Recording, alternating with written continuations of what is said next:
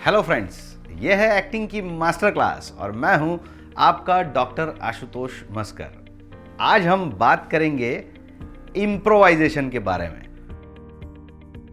Improvisation दोस्तों, एक गलत ख्याल एक्टर्स के बीच ये है कि इम्प्रोवाइजेशन का मतलब है कहीं कुछ गड़बड़ हो जाए या कहीं कुछ ऐसी चीज़ हो जाए जो डिसाइडेड नहीं है। स्पेशली स्टेज पर जब हम नाटक करते हैं तो काफ़ी सारी बार ऐसा होता है कि जो चीज़ हमने डिसाइड की है वो नहीं होती और कुछ और ही हो जाता है। जैसे एक खत हमें जेब से निकाल कर पढ़ना है और जेब में जो खत रखने वाला बैकस्टेज आर्टिस्ट है वो खत रखना भूल गया है।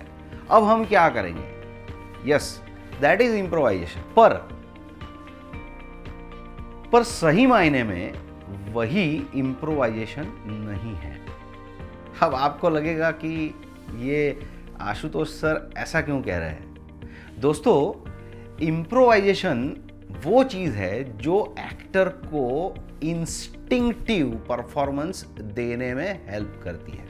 सही मायने में इम्प्रोवाइजेशन वो चीज़ है जो एक्टर एट अ टाइम जो अंदर से फील होता है वो फील करके परफॉर्म करे। ज़रूरी नहीं है कि सिचुएशन में कुछ गड़बड़ हो या कहीं कुछ सेट नहीं हुआ हो या जो डिसाइड किया हो उससे अलग हो तभी इम्प्रोवाइजेशन हो, ये ज़रूरी नहीं है।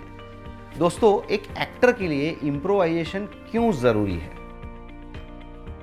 क्योंकि जब एक्टर एक्टिंग करता है तो उससे पहले वो रिहर्स करता है, अपने आप को प्रिपेयर करता है।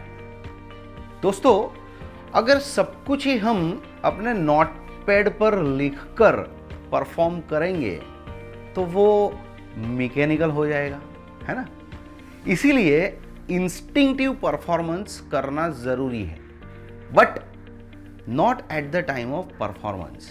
वो रिहर्सल में इंस्टिंक्टिव परफॉर्मेंस जो है वो रिहर्सल के लिए बहुत ज़्यादा इंपॉर्टेंट है। जब हम किसी एक टॉपिक पर परफॉर्मेंस करते हैं, हमारे पास डायलॉग्स होते हैं, हमें ये भी पता है कि हमें कैसे इमोशन में उसको परफॉर्म करना है। पर जब हम परफॉर्म करते हैं तो हमारे अंदर के फोर्स को, अंदर के फील को बाहर निकालना बहुत ज़रूरी है, क्योंकि वही आपको दूसरे अभिनेताओं से अलग बनाता है। यहीं पर है इम्प्रोवाइजेशन यानी इंस्टिंक्टिव परफॉर्मेंस। मुझे जोर से हंसना है और बोलना है कि अरे ये कैसे कर लिया तुमने, बहुत गजब, बहुत मज़ा आ गया। ठीक है, अब ये मुझे बोलना है। मैं हर बार अगर अपने दिमाग से सोचकर उसको क्राफ्ट करके ही करूँगा तो हर बार 4 बार करूँगा तो भी आएगा अरे ये कैसे कर लिया तुमने, बहुत मज़ा आ गया। दूसरी बार करूँगा अरे ये कैसे कर लिया तुमने, बहुत मज़ा आ गया। लेकिन अगर एक एक्टर अपने अंदर का इंस्टिंक्टिव परफॉर्मेंस जगाए रखता है, इम्प्रोवाइजेशन की स्किल को उसने हासिल कर लिया है, तो वो कुछ नया ट्राई करेगा, अंदर से फील करने की कोशिश करेगा और लॉट्स ऑफ डिफरेंट परफॉर्मेंसेस दे सकेगा जबरदस्त, अरे बहुत मजा आ गया। या कुछ अलग तरीके से गजब, बहुत मजा आ गया। या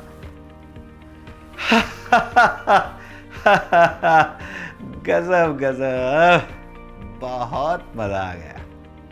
तो दोस्तों, यहां पर इंस्टिंक्ट आपका जो है, अंदर से आप क्या फील कर रहे हैं और इम्प्रोवाइज करके एक ही डायलॉग को कैसे डिलीवर कर सकते हैं, इसकी प्रैक्टिस करनी है।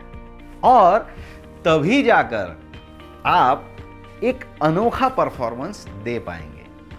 ऑब्वियसली इम्प्रोवाइजेशन में प्रैक्टिस के लिए 2 लोग या 3 लोग मिलकर अगर इम्प्रोवाइजेशन करते हैं तो वो एक एक्टर की स्किल को डेवलप करने के लिए, क्योंकि हर एक को इम्प्रोवाइज कैसे करना है या अपने इंस्टिंक्टिव नेचर को कैसे पहचानना ये सबको आता नहीं है। इसकी एक्सरसाइज जो है वो है इम्प्रोवाइज सीइंग। दूसरे को एक्टर के साथ जब हम इम्प्रोवाइजेशन की प्रैक्टिस करते हैं तो वो हमें नहीं पता होता कि वो क्या बोलेगा या क्या बोलेगी, या हम उसको क्या रिएक्ट करेंगे, कौन सा डायलॉग आने वाला है, क्या सिचुएशन क्रिएट होने वाली है, या कैसे वो परफॉर्मेंस आगे जाएगा, वो हमें पता नहीं होता।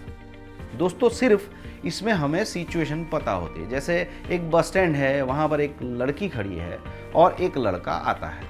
अब वो जो लड़की खड़ी है एक्टर, उसको भी नहीं पता है कि उसका कैरेक्टर क्या है, वो खुद डिसाइड करेगी, वो आने वाले को नहीं पता है।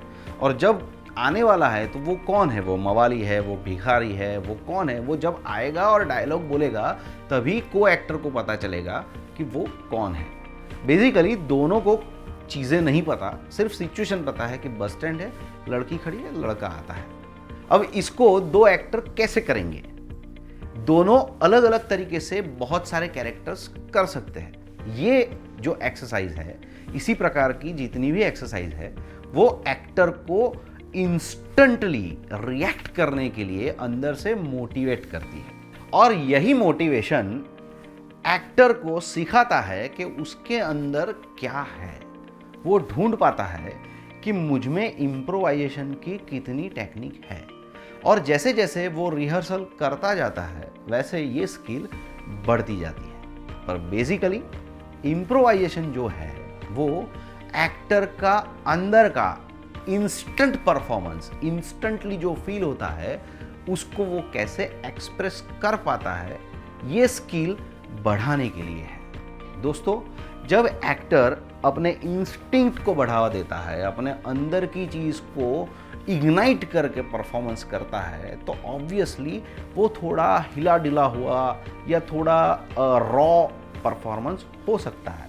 पर ये करना है हमें शो से पहले या परफॉर्मेंस से पहले। अपने इंस्टिंक्टिव को जगा कर हमको परफॉर्म करना है और फिर फाइंड आउट करना है कि कौन सा इंस्टिंक्ट सही था, या जो इग्निशन मिला वो कितने मात्रा में होना चाहिए था, या कम था या ज़्यादा था, या कौन सा अच्छा था। ये डिसाइड करने के बाद जब परफॉर्मेंस हम करते हैं तो जो इम्प्रोवाइजेशन की प्रैक्टिस हमने की है उसको हम परफॉर्मेंस में क्राफ्टेड बहुत डिज़ाइन के साथ हम उसको अप्लाई कर सकते हैं। यहीं पर एक्टर बाजी मार लेता है। दोस्तों ये इसलिए है क्योंकि हर एक एक्टर अपने अंदर कुछ न कुछ नई चीज़ समाये रहता है। हर एक्टर अपने आइडियाज़ जब वो परफॉर्मेंस में डालता है तब उसका परफॉर्मेंस यूनिक हो जाता है।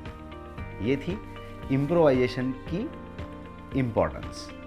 अब हम नेक्स्ट एपिसोड में ये भी देखेंगे कि इम्प्रोवाइजेशन की इस स्किल को बढ़ावा देने के लिए दो एक्टर अलग अलग तरीके से कैसे इम्प्रोवाइजेशन कर सकते हैं और अपनी स्किल को कैसे बढ़ा सकते हैं। या अगर हमारे पास को एक्टर नहीं है, हम अकेले ही हैं, तो हम कौन सी सिचुएशन को ट्राई कर सकते हैं या किस प्रकार से अपनी इम्प्रोवाइजेशन की स्किल को डेवलप कर सकते हैं। क्योंकि फिर से एक बार रिपीट कर लेता हूँ, इम्प्रोवाइजेशन एक्टर के लिए बहुत इम्पॉर्टेंट है।